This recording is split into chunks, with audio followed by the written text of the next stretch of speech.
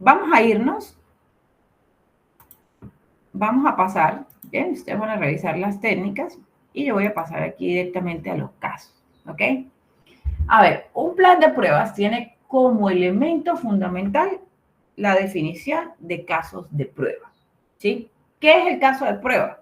El caso de prueba es el conjunto de series de pruebas de entrada, las condiciones de ejecución y los resultados esperados desarrollados para un objetivo en particular, ¿bien? Tal como ejecutar una ruta particular de un programa o verificar el cumplimiento con un requerimiento en específico. Algo importante, el caso de prueba es lo que yo voy a probar, ¿bien? De ahí su importancia, ¿no?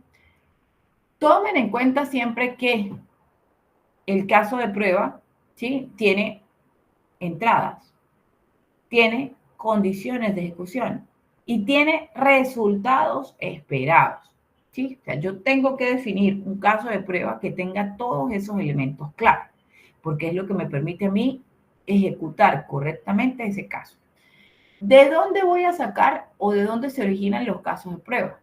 De los requisitos, ¿sí? Cada requisito genera uno o varios casos de prueba, ¿sí? Normalmente varios, porque yo pruebo funcionalidades en torno a diferentes pruebas que yo realice, ¿sí? Entonces, dicho esto así, si nosotros tenemos las historias de usuario, que es la forma en la que nosotros definimos que íbamos a declarar los requisitos, entonces cada historia de usuario genera varios casos de prueba. Bien, eso es lo primero que debemos tener claro.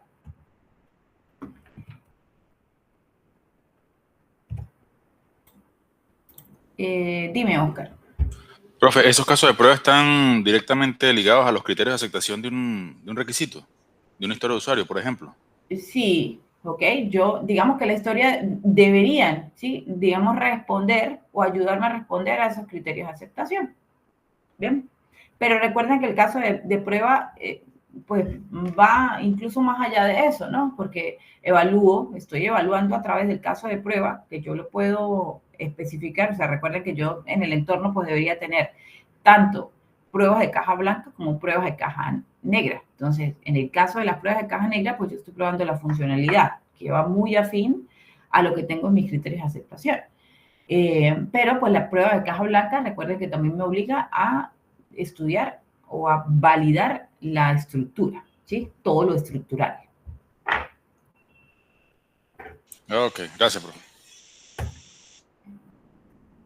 Bien, importancia, entonces recuerden que pues ya hemos hablado mucho de las pruebas. Esto me ayuda a verificar que realmente el requerimiento está bien, me da una vista clara, puedo identificar fallas, errores que puedo ir corrigiendo. Vamos a ver si los requerimientos pues están balanceados, ¿ok? Van a cumplir con su tema de verificación de los casos. Forman el fundamento en el cual se diseña y desarrolla el plan de pruebas. El plan de pruebas realmente establece que dentro cuáles son los casos de prueba que nosotros vamos a ejecutar. Puedo definir con esos casos de prueba la profundidad, la medida, digamos, de validación que va a tener mi software. ¿Sí? Pues me define, tengo una política de esfuerzo que voy a utilizar para esa definición, para avanzar, digamos, en ese proceso. Me ayuda a establecer diferentes tipos de elementos que van a estar inmersos dentro de los casos de prueba que nosotros vamos a ejecutar. Bien, digamos que me dan, es el insumo primordial de un plan de pruebas. Bien, algo importante con los casos de prueba también. A ver, cuando nosotros desarrollamos pruebas, nosotros no solo desarrollamos pruebas para lo que funciona bien, ¿sí? O sea, para el flujo normal. Si yo voy a sacar dinero de un cajero automático, entonces el flujo normal sería que al ingresar todos mis valores, pues entonces yo tenga, digamos, tenga un proceso exitoso de sacar dinero, ¿sí? Y ese sería mi flujo básico.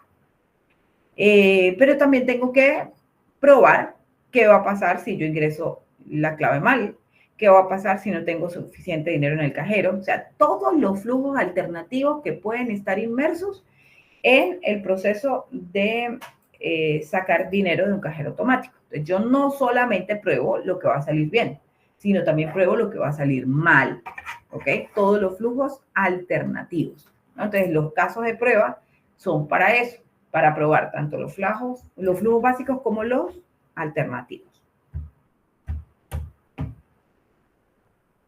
Ok, bien. Vamos a pasar aquí. Aquí estamos. Entonces tenemos el flujo básico, ¿ok? La línea negra. Y flujos alternativos, cada uno de los elementos de salida, ¿no? A ver, si nosotros estamos trabajando con una metodología de enfoque tradicional, ¿de dónde yo me saco mi flujo básico? Del caso de uso.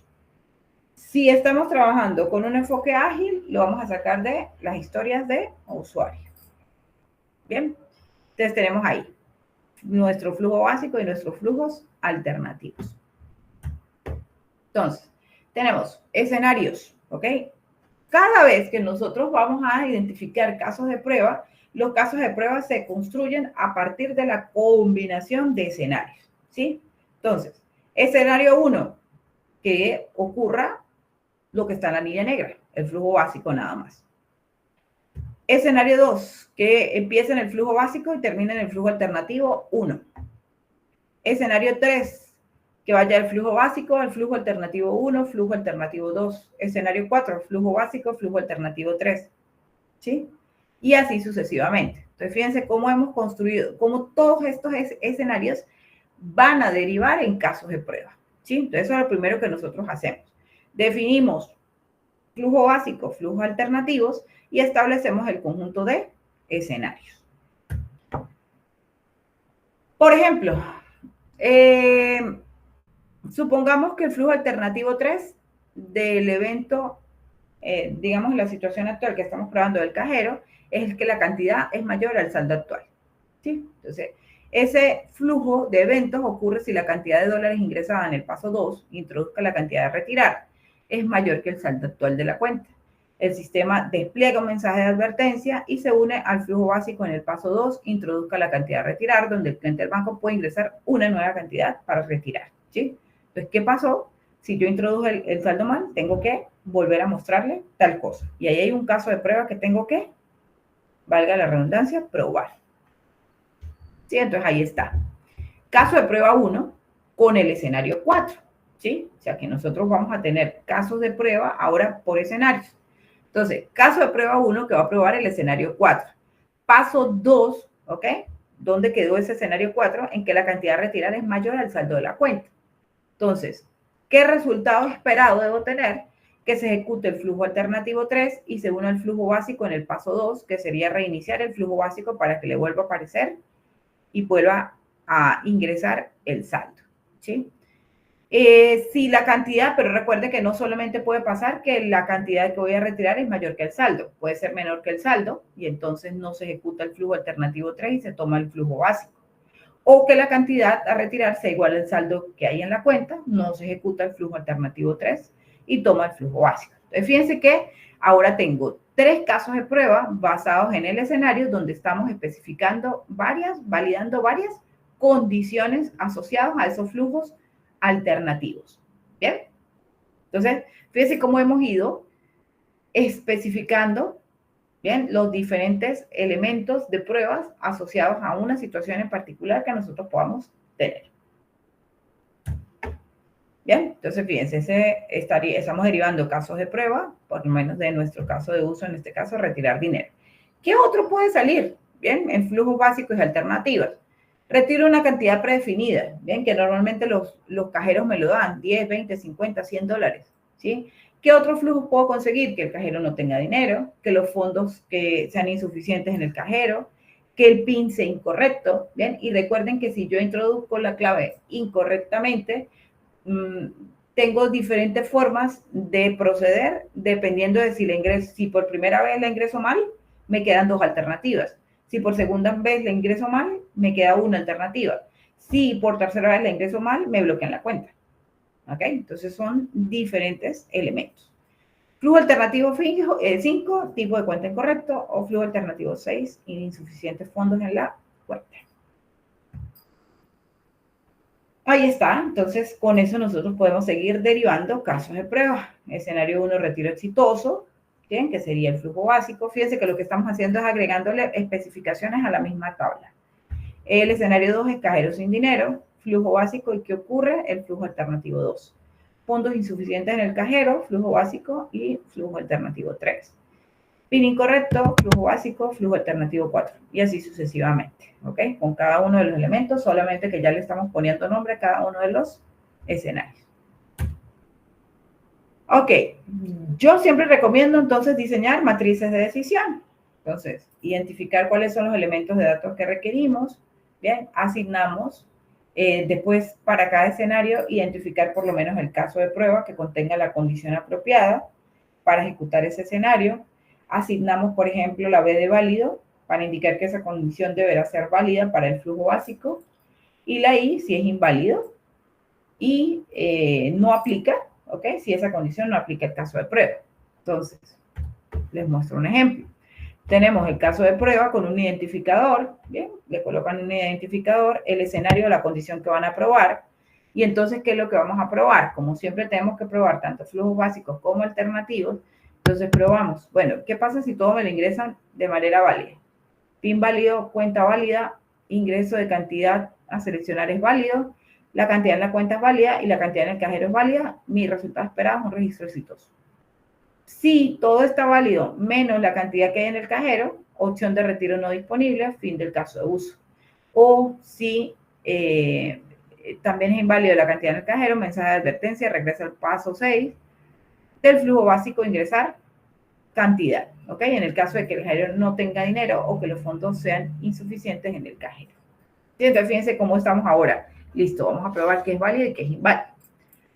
Pero noten que eso no es lo único que nosotros debemos hacer, porque si nosotros queremos que se pueda replicar el error, ¿ok? Nosotros encontramos la falla. Ahora necesitamos que se replique el error para que el programador pueda hacer la refactorización del código.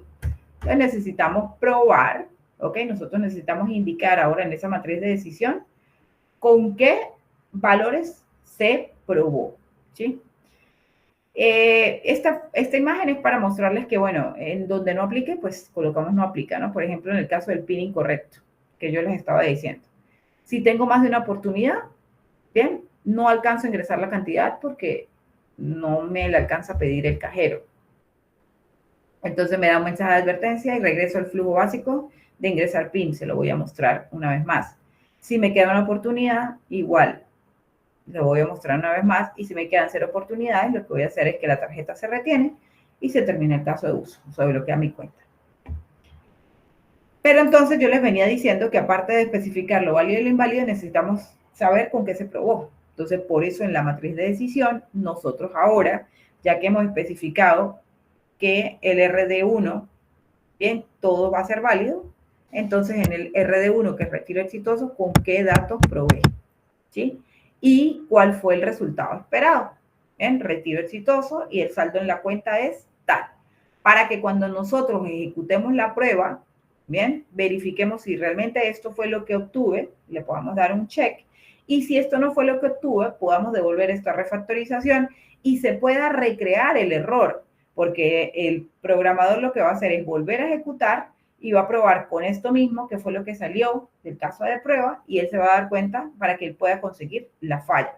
Si no registramos los datos, entonces no vamos a poder recrear el error que se está probando. Luis, cuéntame.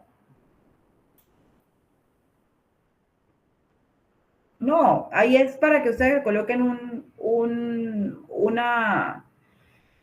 código, ¿ok? Para que no tengan que andar con el nombre largo, ¿no? Normalmente yo se los coloco dependiendo del proyecto en el que estamos trabajando, ¿no? Del proyecto, ¿sí? Para tener, exacto, para saber que esos son los del proyecto tal. Pero esos son simplemente codificaciones internas. Bien, ahí están. Entonces, el resto de escenarios con los valores, ¿sí? Escenario, PIN, condición, escenario, condición. Bien, en las empresas normalmente se tienen software para hacer registro, ¿ok? Simplemente de matrices de decisión, ¿bien?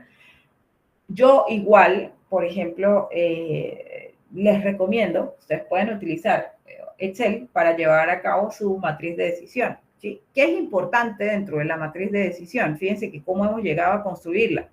Partimos de identificar cuáles son los flujos básicos, cuáles son los flujos alternativos, de definir entonces qué es lo que vamos a probar entre válido e inválido de cada uno de esos escenarios. Y finalmente hemos especificado cuáles son los valores, ¿bien? Con los que se probó y el resultado esperado. A esto normalmente le agregamos una nueva columna, que es resultado obtenido. Y entonces en el resultado obtenido, ¿qué fue lo que arrojó finalmente el programa? Y ahí entonces es donde nosotros decimos, esta prueba pasa o no pasa. ¿Sí? Para cuando nosotros tenemos que entonces enviar los resultados de las pruebas a los desarrolladores para que puedan hacer la refactorización del código. Entonces, importante aquí poder construir esa matriz de decisión que finalmente es la que nos va a ayudar a sistematizar todo el proceso del plan de pruebas. Bien, ahí están el resto de escenarios y de opciones que podamos tener, ¿no? Y bueno, pruebas hay varias, ¿no? Aquí podemos seguir especificando escenarios. Tipo de cuenta incorrecto, cuenta no encontrada o no disponible, cuenta que no permite retiros, fondos insuficientes en la cuenta cuando la cantidad solicitada es mayor que el saldo en la cuenta, etcétera, ¿no? O sea, digamos que es importante definir qué es lo que se va a probar con los escenarios y partiendo del caso de la historia de usuario, ¿no? Del requisito. Recuerden que siempre vamos de el requisito me genera varios casos de prueba, o va a generar varios casos de prueba. ¿Por qué? Porque ese requisito funcional, esa historia de usuario, va a especificar o va a validar diferentes escenarios, como lo vimos allí, diferentes escenarios y necesitamos saber, bueno, cuáles son los datos, las entradas, cuáles son los datos válidos, inválidos que va a tener ese escenario, resultado esperado y resultado obtenido para saber si la prueba falla o no falla. ¿Bien? Preguntas, chicos, hasta aquí.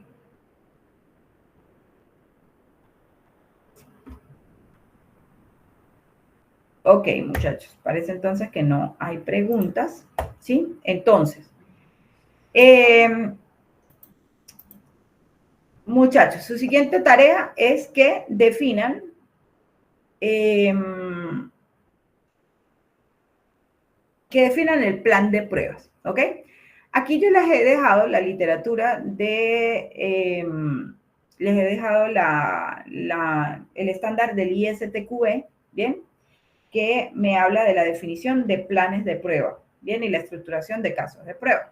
Entonces ahí les voy a recomendar que se lean el capítulo 5, que está allí en ese libro, que habla pues específicamente de la definición de casos de prueba. Y ustedes, a partir de los requisitos que tienen para cada uno de los proyectos, pues deben definir plan de pruebas y definir casos de prueba, ¿sí? ¿Cómo los van a entregar o cómo les sugiero que lo entreguen? Bueno, entregarán la definición del plan de pruebas, pero para los casos, recuerden que la idea es que ustedes creen matrices de decisión, ¿sí? Como van a crear entonces las matrices de decisión, háganlo en Excel. Definan para cada historia de usuario cuáles van a ser los casos, los escenarios, ¿sí? Que van a probar y los casos de prueba. Bien.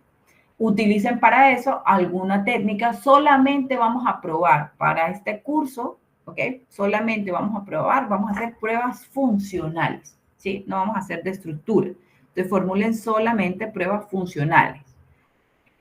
Pruebas de caja negra. Utilicen técnicas, ¿ok? Técnicas para la definición de pruebas, como el análisis de valores límite, bien, que les pueda, digamos, ayudar a definir cuáles casos de prueba, cuáles escenarios probar. Y se crean en Excel la matriz de decisión, ¿sí? Para que entonces por cada historia de usuario definan cuáles son los escenarios que van a probar, cuál es la entrada de datos a esos escenarios, cuál es el resultado esperado y cuál es el resultado obtenido. Recuerden que es importante que sepamos o que se documente con qué valores se probó. Si no, no es posible recrear el error. Vale, chicos.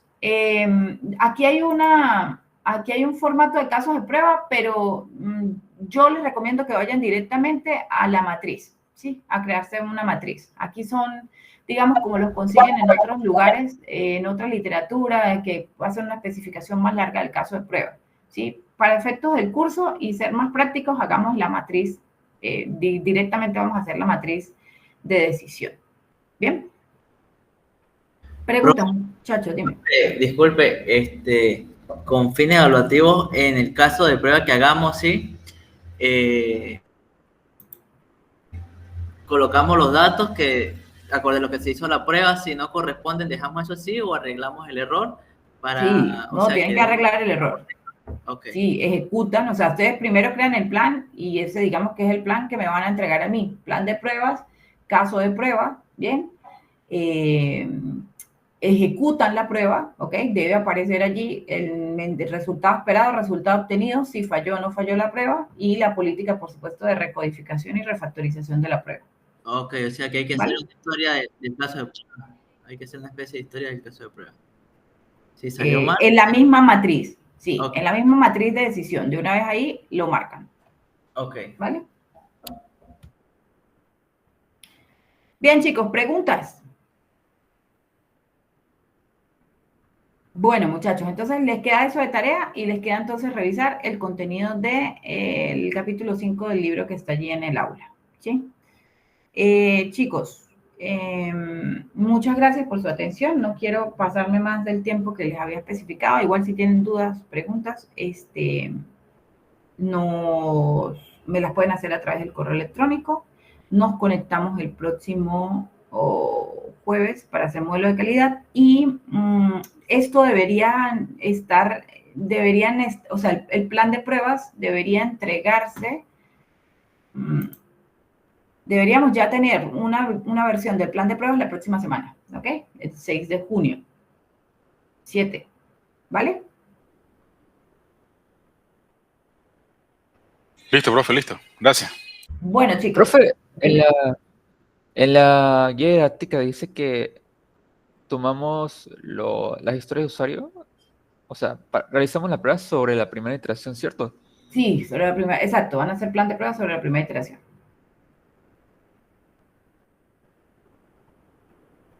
Otra cosa que... Bueno, el plan de pruebas es para todo el elemento, la ejecución es para la primera iteración. O sea, para las iteraciones que llevan hasta el momento.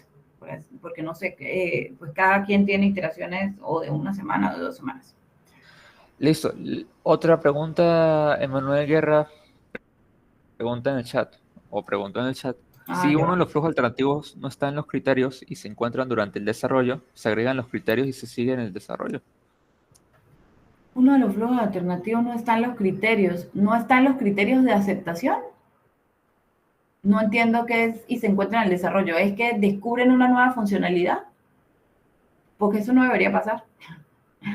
O sea, el flujo alternativo no está en los criterios, pues eso normalmente quiere decir que está mal definida la historia, ¿no? La historia de usuario.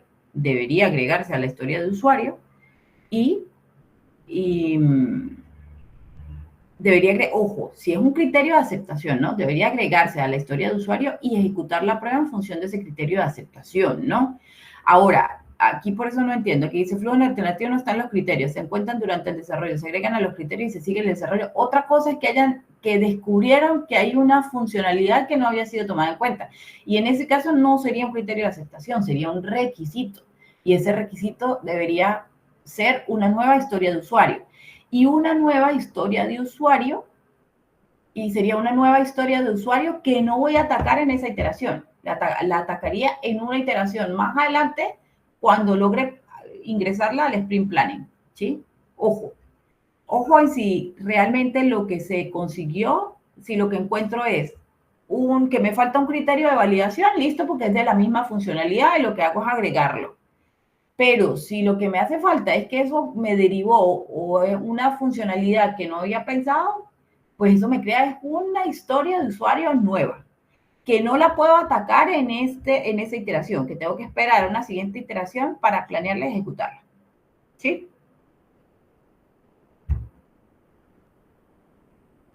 No sé si me expliqué.